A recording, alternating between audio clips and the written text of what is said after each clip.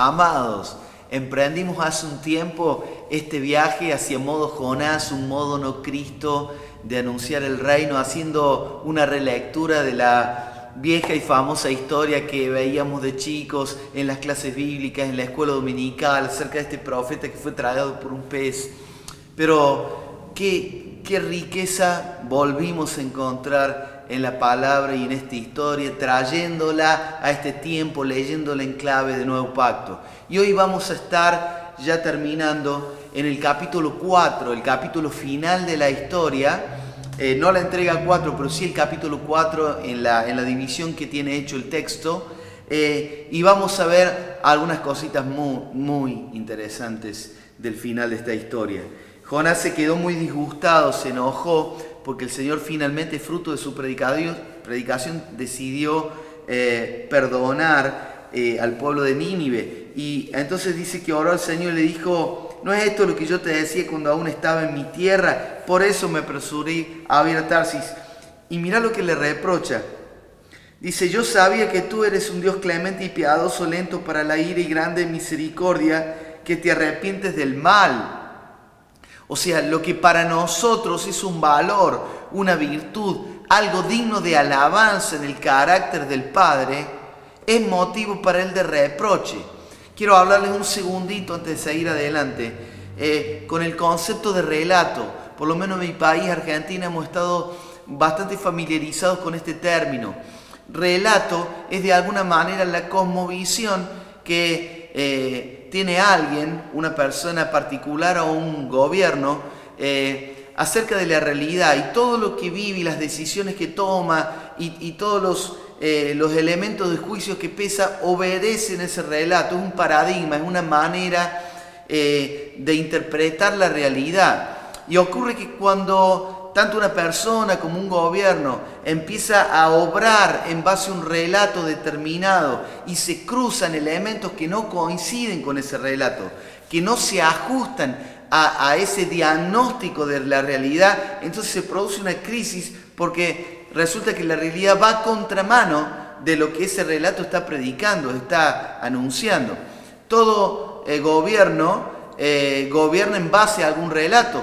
No me estoy refiriendo al gobierno anterior de mi país, el gobierno actual también obedece un relato. Todos obedecemos a algún paradigma, a alguna manera de ver las cosas y tratamos de encajar todo lo que vivimos en nuestra cosmovisión de vida. El problema es que este muchacho no está discutiendo de relatos con otro congénere, con un prójimo, está discutiendo de relatos con Dios, y ocurre que el relato de Dios no coincide con el de él, o mejor dicho, el relato de él, su propio relato, no coincide con el de Dios. Y por eso termina diciendo así: yo te ruego, Señor, que me quites la vida, prefiero la muerte a la vida. El Señor le dice: ¿te parece bien enojarte tanto? Entonces Jonás sale de la ciudad, dice, y acampó en la parte oriental de la ciudad, y allí se hizo una enramada y se sentó bajo su sombra, esperando a ver lo que sucedía en la ciudad. Dos cositas antes de terminar este primer bloque. En primer lugar, tenemos a este muchacho que está enojado hasta la muerte. Este es tan cabezón, es tan infantil su pensamiento, es tan de preescolar, que él dice: si las cosas no son como yo las sé, como yo las pienso, como yo las imaginaba, me quiero morir, prefiero morirme. Es una pataleta de chico de prejardín. Y nos llama la atención, sí, al final ver cómo su expectativa, que obedece a su propia cosmovisión, a su idea del mundo, es que él se sienta en la parte oriental de la ciudad, averigua que es una parte alta, él se sienta ahí para ver lo que sucedería con la ciudad. En realidad, él está con la esperanza de que los ninivitas de alguna manera tengan una recaída y se vuelvan contra Dios de nuevo, y Dios mande fuego del cielo tipo Sodoma y Gomorra y tiene ganas de ver fuegos artificiales. Esa es la postura de este muchacho. Efectivamente vamos sumando características de este Jonás para decir: en este modo Jonás nosotros no tenemos que operar para con nuestro medio, para con el mundo, para con la sociedad, para con el barrio. Este muchacho está diciendo: yo tengo una idea de lo que tiene que pasar con los ninivitas. y no me gusta lo que está haciendo Dios. No estoy de acuerdo, prefiero morirme y además me voy a sentar acá para ver lo que pasa con la ciudad, porque todavía tengo mis dudas. Me parece que estos ninivitas no se convirtieron tan convertidos y no se arrepintieron tan arrepentidos, y en una de esas todavía veo caer fuego del cielo.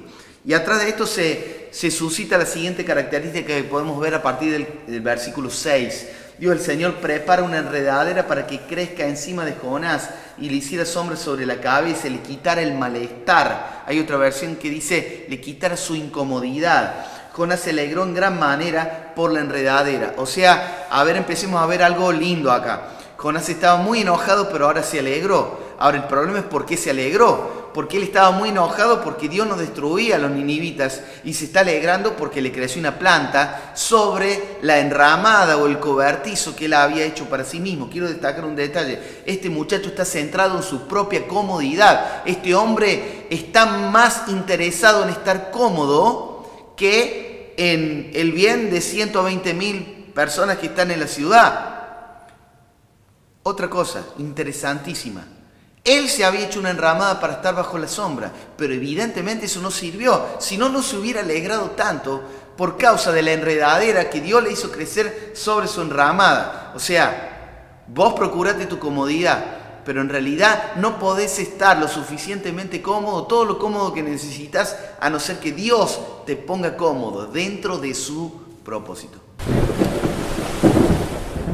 Pero dice el versículo siguiente, el versículo 7, que al día siguiente, al llegar el alba, Dios dispuso que un gusano dañara la enredadera y ésta se marchitó. Dios dispuso que, y además, 8, Dios dispuso que al salir el sol soplara un fuerte viento solano y el sol le dio a Jonás en la cabeza. Este casi se desmayaba y hasta deseaba morirse. Decía, mejor me sería morir que seguir viviendo. Otra vez, en este pasaje vas a tener 3 veces a Jonás deseando la muerte. Y en realidad, él necesitaba morir, pero no físicamente. Necesitaba morir a su capricho, necesitaba morir a sus conceptos, necesitaba morir a su paradigma, necesitaba entender que la promesa de Abraham, como decíamos al principio, es que él se debería haber convertido en una bendición para todas las familias de la tierra, de la cual Nínive era una. Pero como no entendía eso y como estaba encaprichado con su modo de ver las cosas, quiere morirse. Pero acá quiero rescatar algo en especial. En toda la historia de Jonás, Dios es un Dios que dispone de sus recursos y de sus decisiones para conducir la historia. Dios preparó un pez para que se tragara a Jonás. Dios preparó una enredadera que creciera sobre su cabeza.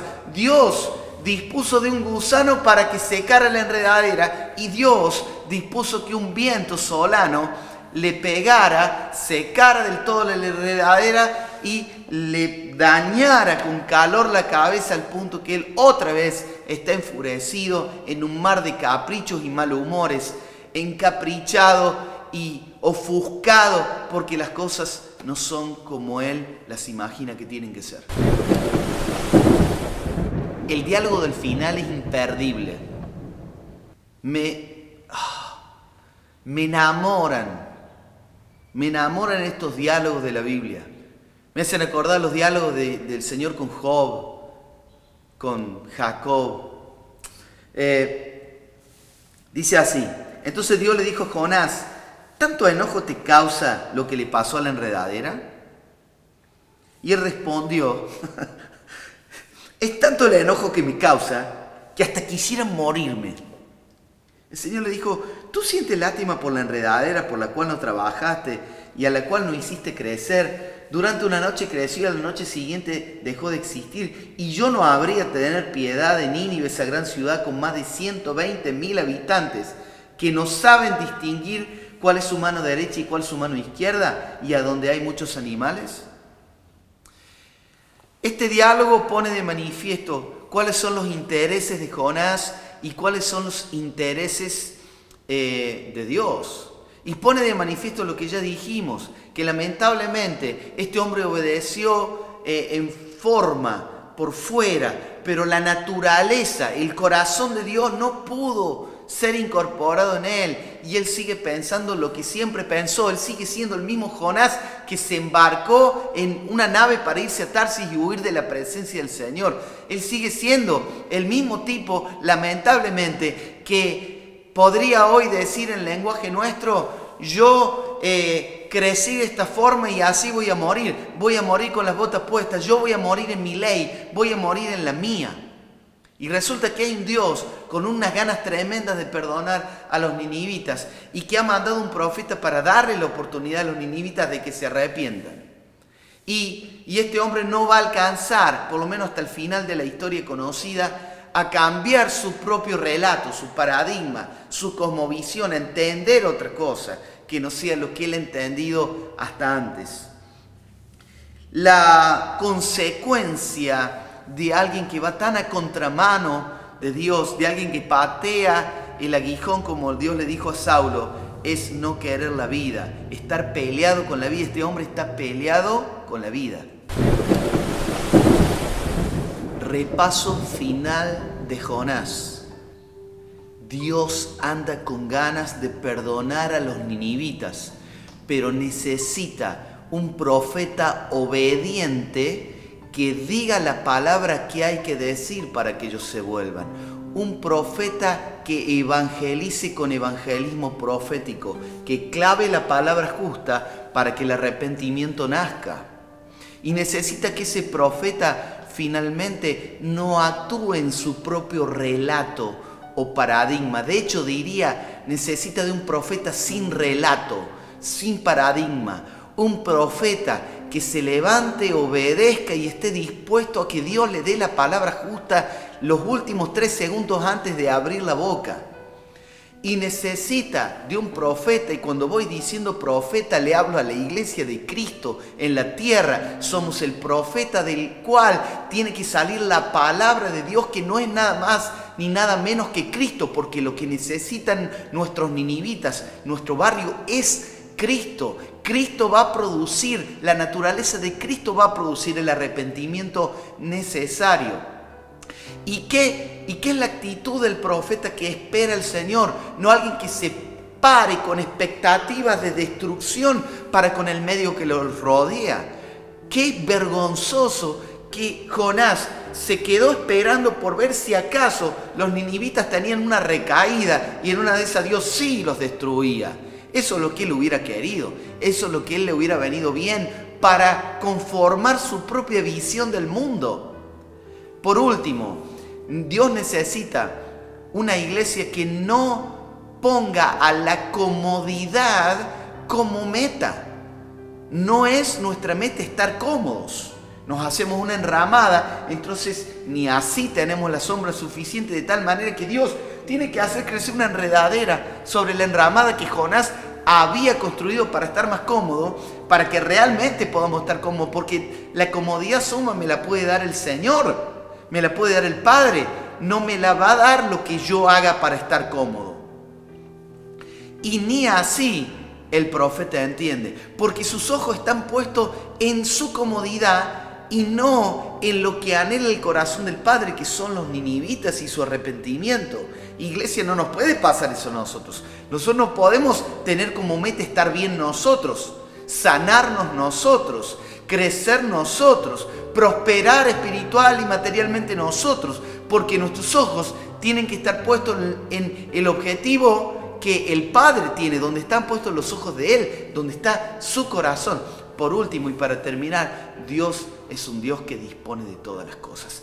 Todo está a su disposición. Dispuso de un pez, dispuso del crecimiento de una enredadera, dispuso de un gusano y dispuso de un viento solano. Y finalmente guió la historia hacia donde Él quería. El máximo problema de Dios en todo este relato no fueron los ninivitas, fue un corazón desalineado del profeta Jonás. Iglesia,